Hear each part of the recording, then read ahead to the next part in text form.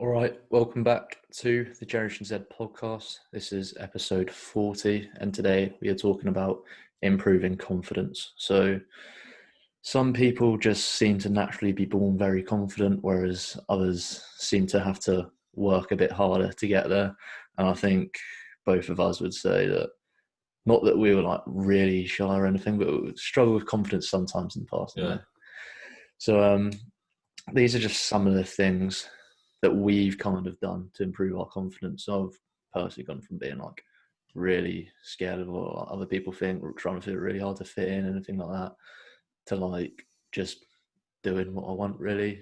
Yeah. Just like, so for me, for an example, like video stories. Somebody told me to do a video story a year ago. I'd be like, no, I'd never do that because like people think I'm so weird and stuff. And it's just like, doesn't really matter. So Exactly. It doesn't matter about the external, does it? Yeah, exactly. And that's what we're going to go through today, basically. So if you're struggling with confidence, but this is the podcast for you. So before we get started, do follow us on Instagram. Our Instagram is The Generation Z. And if you'd prefer to listen to what we're talking about today on YouTube, we do have a YouTube channel and it's called The Generation Z Podcast. And obviously both mine and Marcus's personal Instagram accounts will also be in the description of this episode. Cool. So first thing I want to talk about is something called the self-fulfilling prophecy loop. So currently reading a book. It's called The 6 Pillars of Self-Esteem. It's pretty good if you want to read it. But someone talks about it in there. It's called a self-fulfilling prophecy loop. And basically what it is if you think that you're not confident, then you're not going to take any action because you think, oh, I'm not the kind of person that does that. So I'm not going to do anything.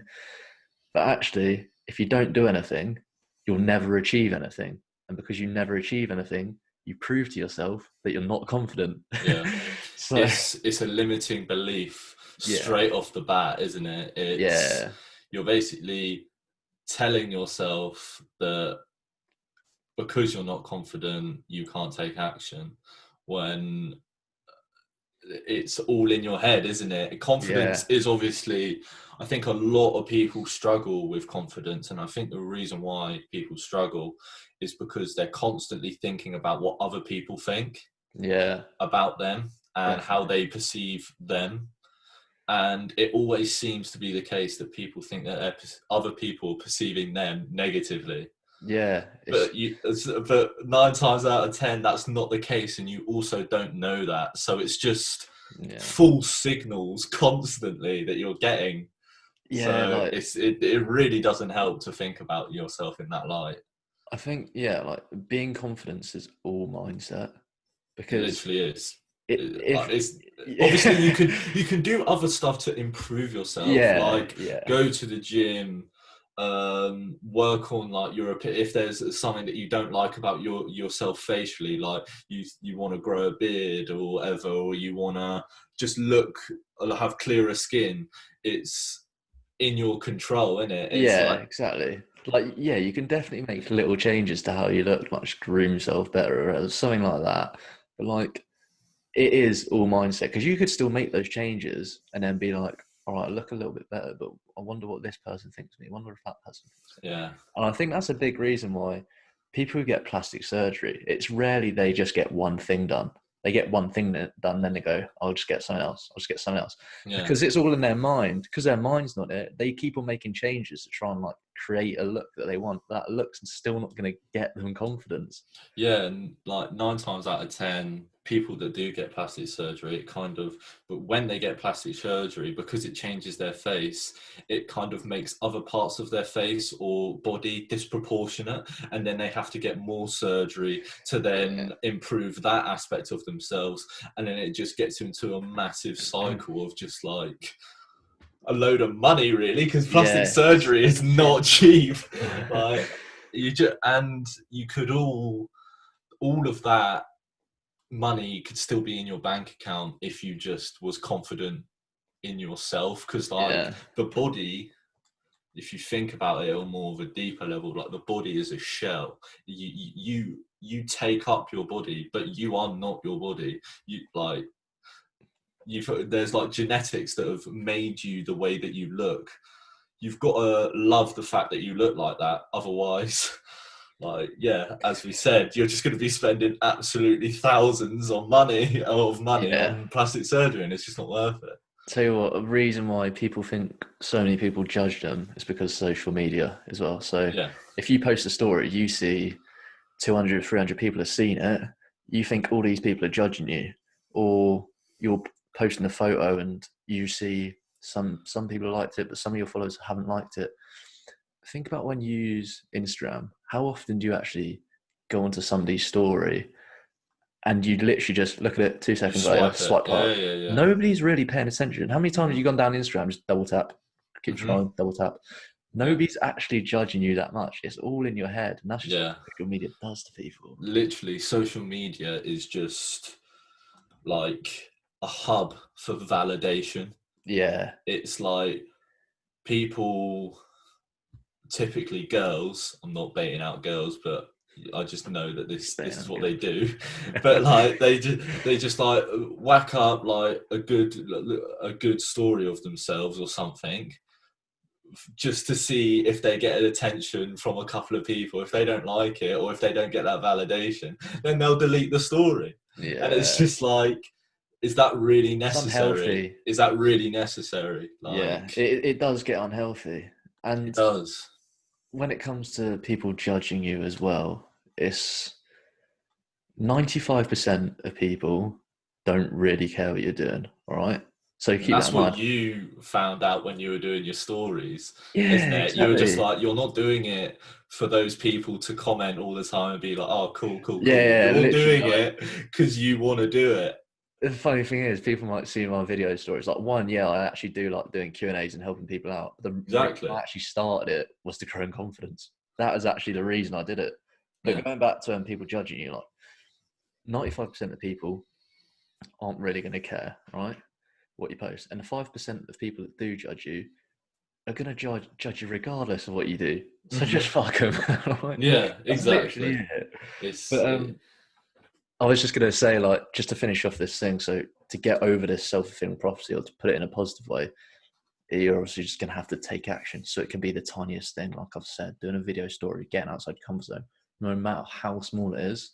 Once you do it, then you can be like, oh, so I can do it. And then that backs the idea that I'm a confident person. So I do the next thing. Then that reinforces that, okay, I am confident, I can do things, that kind of thing. So there's two loops to get caught in. It's all about getting experience in something that you're not confident in, as you said with the stories. Like, the reason why you're not confident in doing certain things, or you're just not confident in general, maybe that's the case if someone's listening to this, is that you probably, let's be honest, you probably don't do a lot. And I'm not being harsh, but it's true. You're probably not doing much. You don't have that conscious thought or effort to get up every day and do something that's outside your comfort zone, or something that you haven't done the day before. And that can literally be anything, as you said, like no matter how small it is, like it's the compound effect. If you're 1% better every day, that compounds to like 365% in a year. Like, you got to think about how much different, like, because that's what we've kind of done, haven't we, since we've been start of lockdown in March or whatever. Like, we realized that this is a time where if you're not confident, or if you're not confident in something, then only you can change that. Like you said, you're probably either not doing much, or maybe you are doing a lot of things. You're thinking, oh, it's not really getting confident, but it's because you just have the same routine every single day. So you do a lot of stuff, but it's always the same stuff. You're just still inside that comfort zone.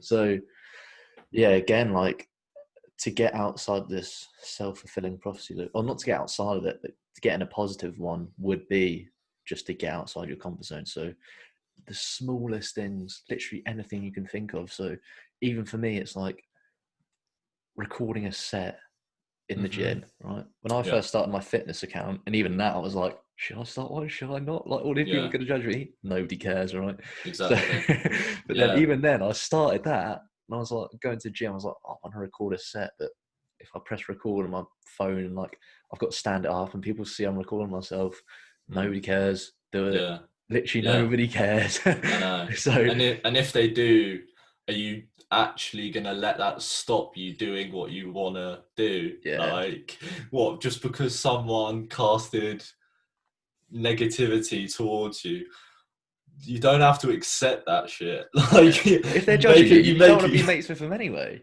Yeah, and or even if it's just a stranger or just someone giving you an awkward look, or like you hear like someone's mate bickering about you behind like your back, like you have that option to accept that. Yeah, you can either be like you can either like cry about it and be like, yeah, he's right, or you can be like, fuck that shit. Like, I'm not that. Like, I know who I am, like, deep down. Yeah, so the thing is, like, people that are very judgmental, like, obviously there's a degree. You can't just do whatever you want and be like, oh, I do what I want, it's fine. Like, there's limits to it. If it's got to be legal first of all.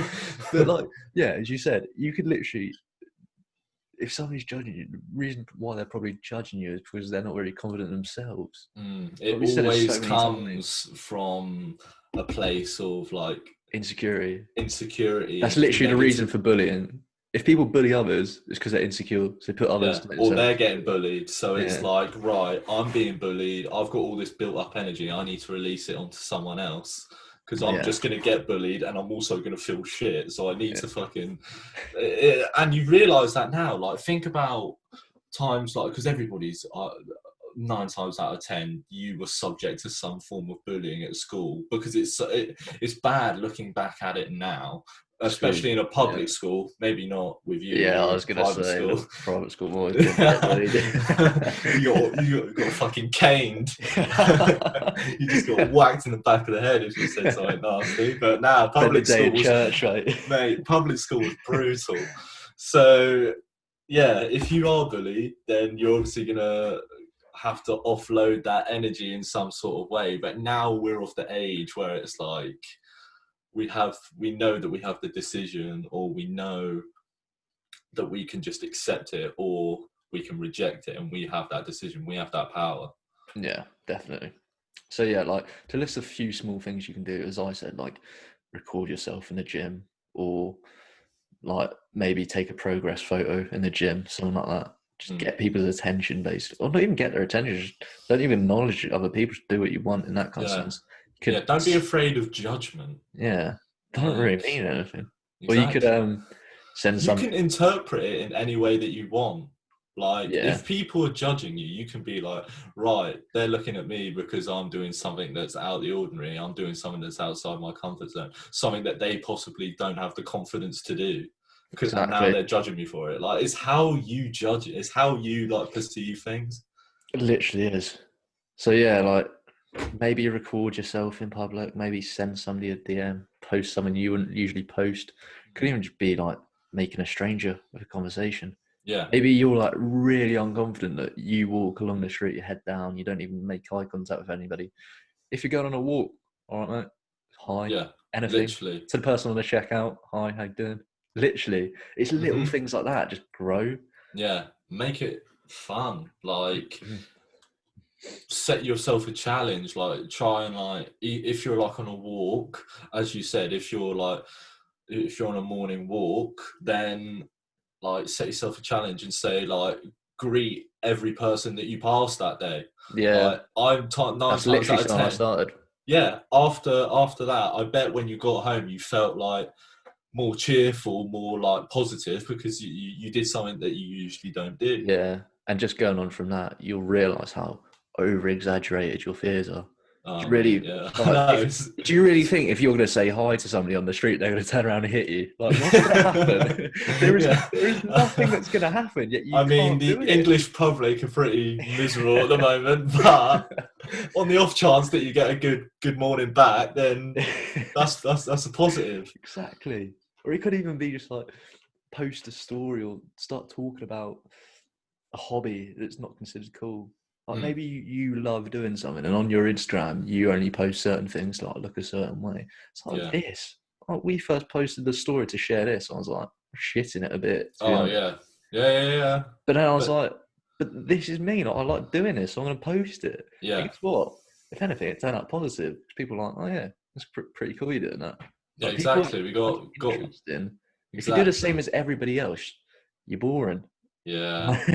You got to stand out a little bit. Exactly. And like once other people see you doing something like that, they're probably going to be more inclined to do it as well, because they realize that they may have known you obviously before you were doing that sort of stuff. Like I'm starting to do more video stories on the Generation Z account, and like that obviously came from a lack of confidence in doing video stories. So I was like, right, I'm not going to get confident in this if I just don't do anything. Literally.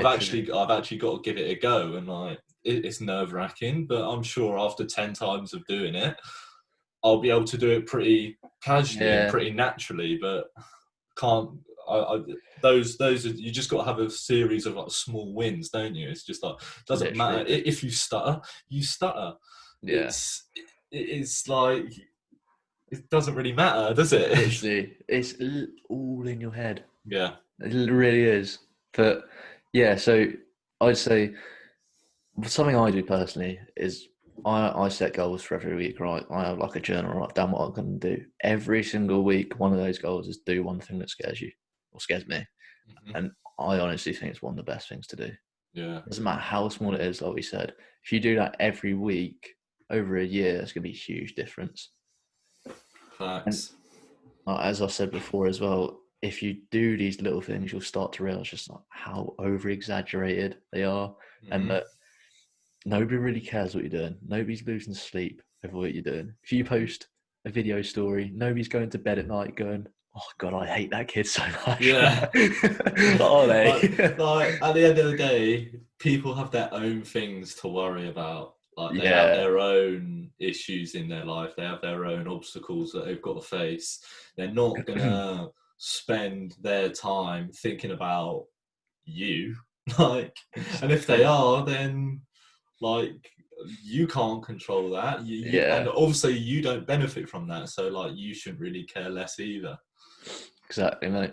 But I was just gonna go on to the next kind of point about improving confidence, and I think this one is one that I have personally incorporated a lot more since March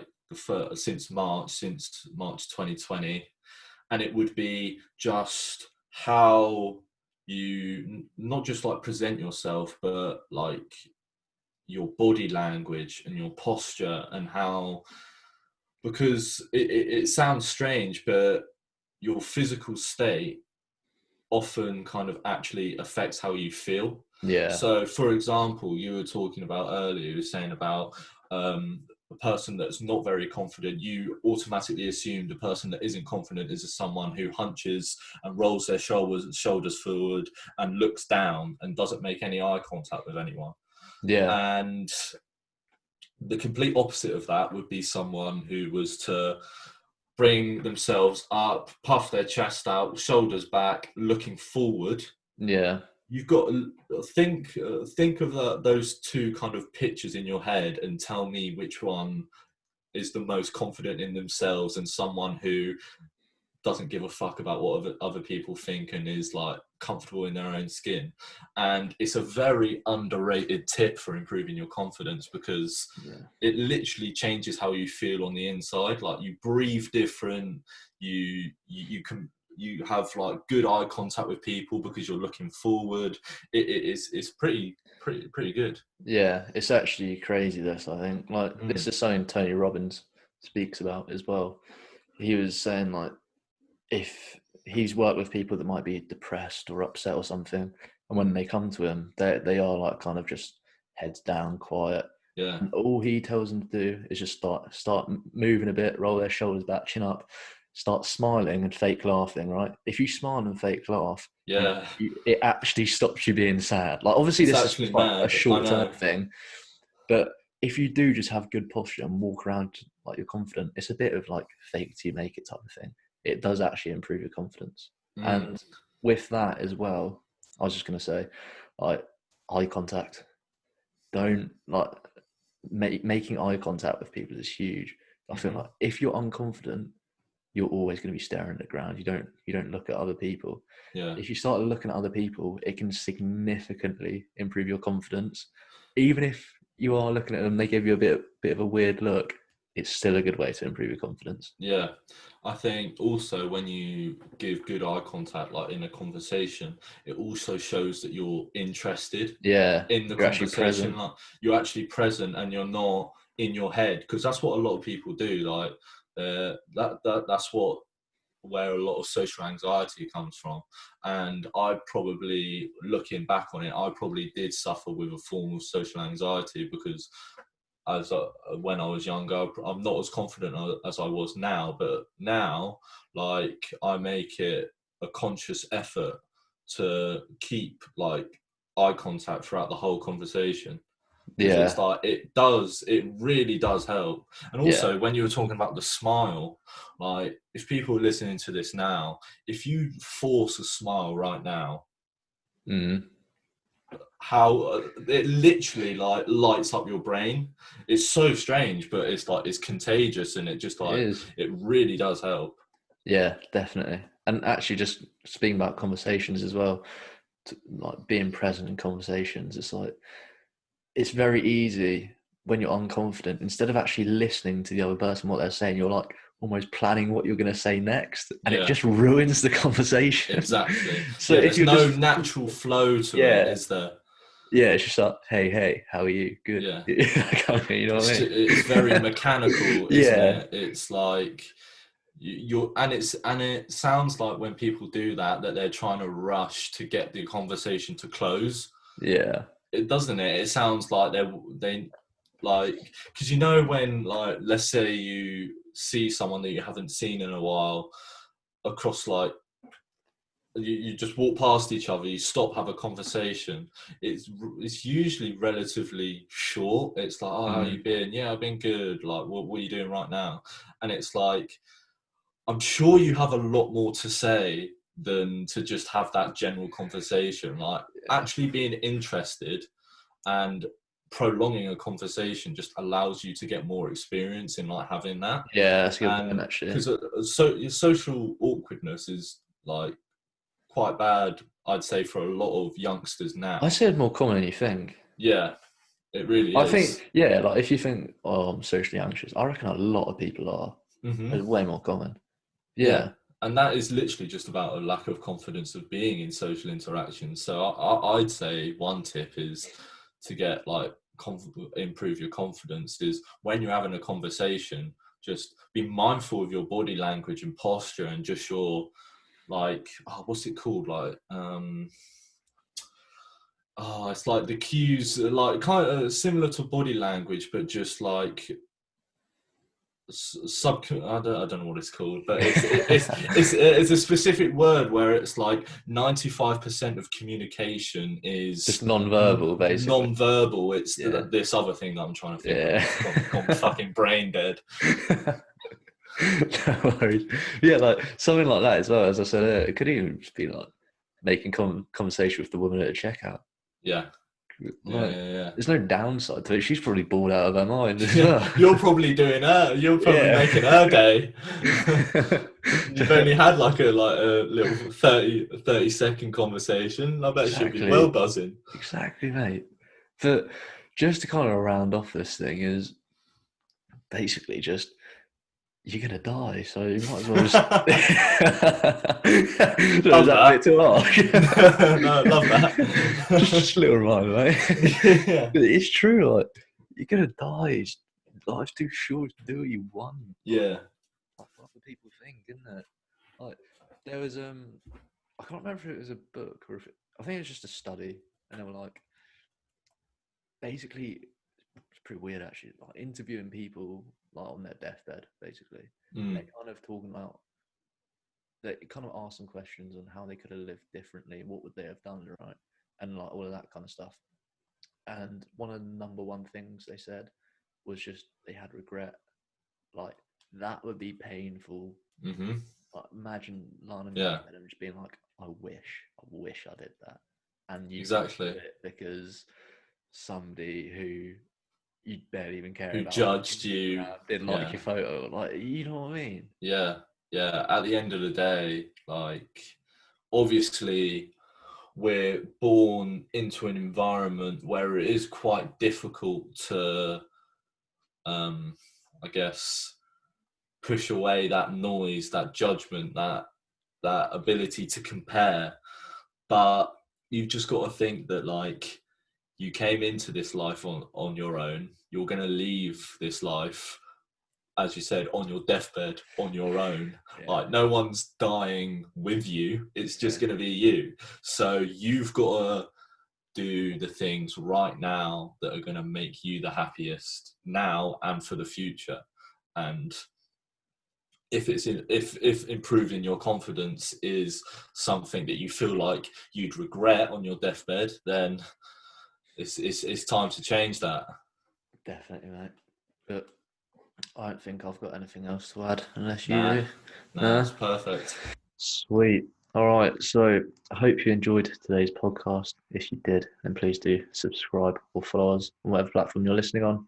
As we said at the beginning, we've got a YouTube page, Instagram's all in the description.